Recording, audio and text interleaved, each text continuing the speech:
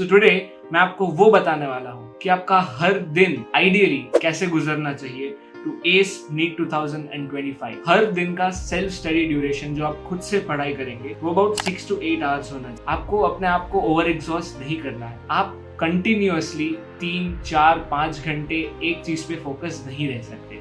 आपका mind tend करता है to procrastinate. So there have to be necessary breaks in between. सारी चीजों को ध्यान रखते हुए मैंने एक टाइम टेबल डिजाइन किया है जो मैं आपके साथ शेयर करता हूँ। Greetings, I am Kavya Savani, first year MBBS student at AIIMS Jodhpur, और आज हम बात करने वाले हैं about the most practical time table for NEET 2025। इसके पहले की मेरी मास्टर प्लान सीरीज में मैंने आपको physics, chemistry as well as biology तीनों सब्जेक्ट के ईयरली मास्टर प्लान दिए हैं। को पूरे साल उस सब्जेक्ट में क्या क्या करना है वो सब मैंने आपको बताया है। सो टुडे मैं आपको वो बताने वाला हूँ कि आपका हर दिन आइडियली कैसे गुजरना चाहिए टू एस नीट 2025। ये टाइम टेबल बनाने से पहले मैंने कुछ पैरामीटर्स को कंसिडर करा है, जैसे कि आपका टोटल सेल्फ स्टडी ड्यूरेशन, हर दिन का सेल्फ स्टडी ड्यूरेशन जो आप खुद से पढ़ाई करेंगे वो अबाउट 6 to 8 आवर्स होना चाहिए। आपको अपने आप को ओवर एग्जॉस्ट नहीं करना है। आपको काफी लोग मिलेंगे जो आपसे कहेंगे कि एटलीस्ट 14 घंटे, 15 घंटे, 16 घंटे पढ़ना जरूरी है, बट इतनी सेल्फ स्टडी अगर आप डेडिकेटेड एंड फोकस्ड माइंड से करें तो it is quite sufficient to score wonders in NEET. इससे ज्यादा आपको खुद को एग्जॉस्ट करने की जरूरत नहीं है, बट हाँ, इससे कम आई वुड सजेस्ट आप ना करें, क्योंकि ये बेयर मिनिमम है। अगर आप अपना फोकस्ड माइंड रख के अपने दिन के 6 से 8 घंटे दे सकते हैं, you can quite easily cover all your backlogs and plus master any subject that you want to score easily in NEET. Second चीज, वीकली टेस्ट टेकिंग। ये स्ट्रैटेजी में मैंने अपार्ट फ्रॉम अपना डेली शेड्यूल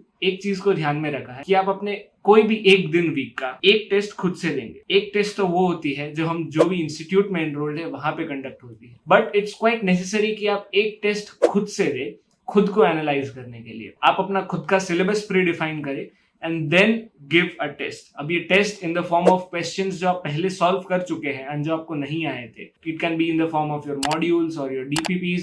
आप उसे एज अ टेस्ट ले सकते हैं, और else you can find any question paper that you have and you can give that test. It can be a NEET previous year question paper also, but आपको week में एक test at least खुद से देनी है for your analysis. Then importance of MCQs। इस time table में मैंने MCQs को काफी ज्यादा प्रायोरिटी दी है, बिकॉज मोस्ट एस्पिरेंट्स थियरी तो ग्रास्प कर लेते हैं, but what they don't understand is कि नीट में जितनी थियरी इंपॉर्टेंट है उतनी ही उस थियोरेटिकल नॉलेज को MCQ नॉलेज में कन्वर्ट करना इंपॉर्टेंट है। That is why I have given a bit more priority to MCQs। Then मैंने 6 आवर्स ऑफ एक्सटर्नल लर्निंग को कंसिडर करा है।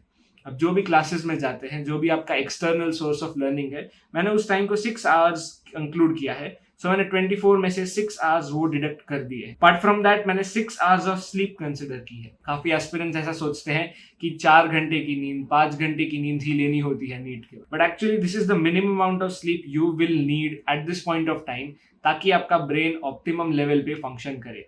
इससे कम नींद एक्चुअली जरूरी नहीं है। इस पॉइंट पे आपको इतना कुछ लोड लेने की जरूरत नहीं कि आप दिन के 4 घंटे सोए।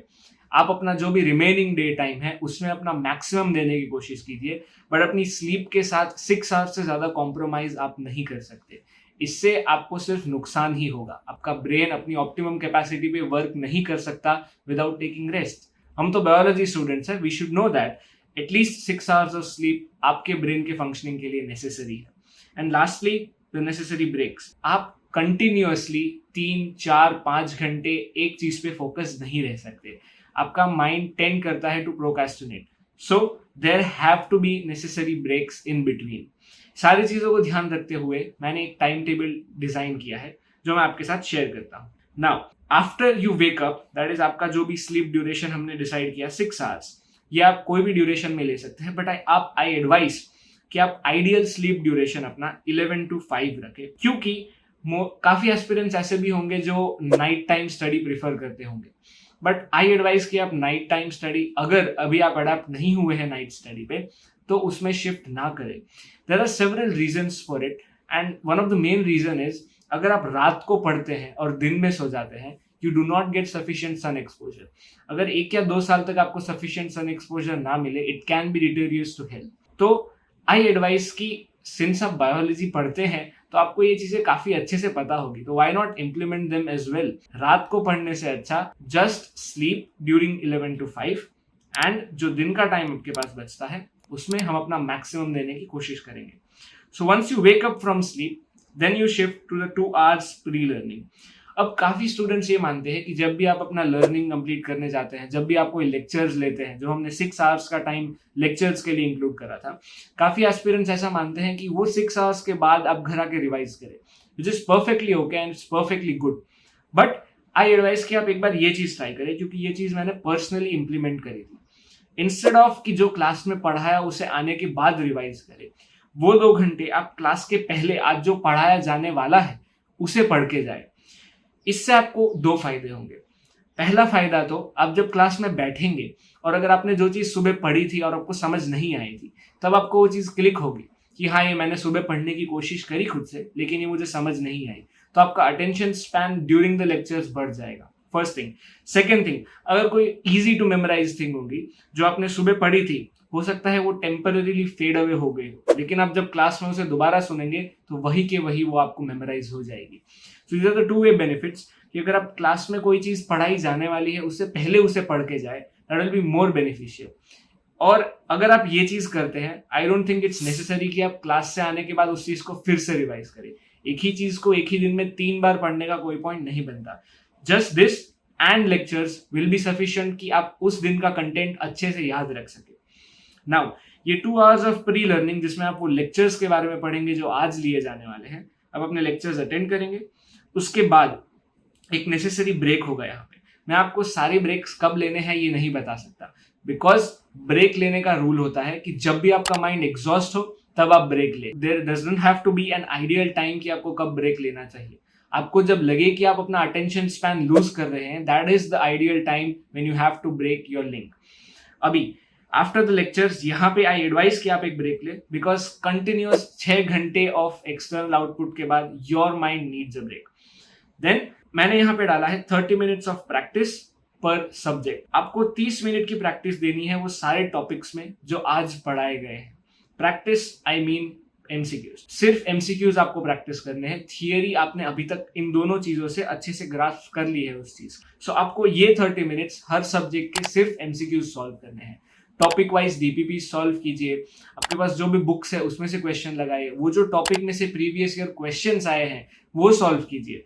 ये 30 मिनट हर सब्जेक्ट को आप दीजिए ताकि आप उसके एमसीक्यूज अच्छे से प्रैक्टिस कर सके, ताकि वो दिन जो पढ़ाया गया वो कंप्लीटली आपके दिमाग में अच्छे से बैठ जाए. Then we move to the 1 hour class 11. मैंने जैसा कि आपको मास्टर प्लान सीरीज में बताया था, हम अपना दिन का 1 घंटा क्लास 11th को देंगे ही देंगे, क्योंकि हमें क्लास 11th नहीं भूलना है. नीट में दोनों स्टैंडर्ड का वेटेज इक्वल है, इसलिए क्लास 11th को हम चांस नहीं ले सकते कि हम भूल जाए. इसलिए 1 hour class 11th is a must. After this 1 hour आप अपना 1 घंटा देंगे बायोलॉजी को.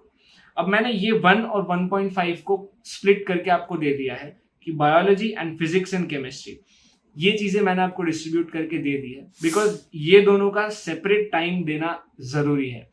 काफी स्टूडेंट्स इसमें बिलीव करते हैं कि वो वीकली टाइम टेबल बनाते हैं कि एक दिन पूरा फिजिक्स पढ़ेंगे, एक दिन पूरा केमिस्ट्री पढ़ेंगे, एक दिन पूरा बायोलॉजी पढ़ेंगे. If that works for you that's perfectly well. But मेरी ऐसी टेंडेंसी थी फ्रॉम पर्सनल एक्सपीरियंस, मैं ऐसा कहता हूँ कि आप एक ही सब्जेक्ट अगर पूरा दिन पढ़ने की कोशिश करेंगे, आप बहुत जल्दी थक जाएंगे, क्योंकि आप बोर हो जाएंगे एक ही चीज को बार बार पढ़ के. That is why I advise कि आप 1 घंटा बायोलॉजी को दे और 1.5 hour नॉन बायोलॉजी सब्जेक्ट्स, या तो केमिस्ट्री या तो physics. This actually depends on you. तो आप 1.5 hours उसको दे एंड 1 hour बायोलॉजी को रोज दे, ताकि आपका माइंड बोर ना हो बार बार वही चीज पढ़. आई एडवाइस कि आप एक बार ये टाइम टेबल अच्छे से फॉलो करने की कोशिश करें. आई नो टाइम टेबल्स को फॉलो करना हार्ड होता है and it's not easy to stick to them, but I advise कि आप एक बार इसे बस स्ट्रिक्टली अधेर करें एंड फिर अपने रिजल्ट में चेंजेस देखें. All the very best for NEET.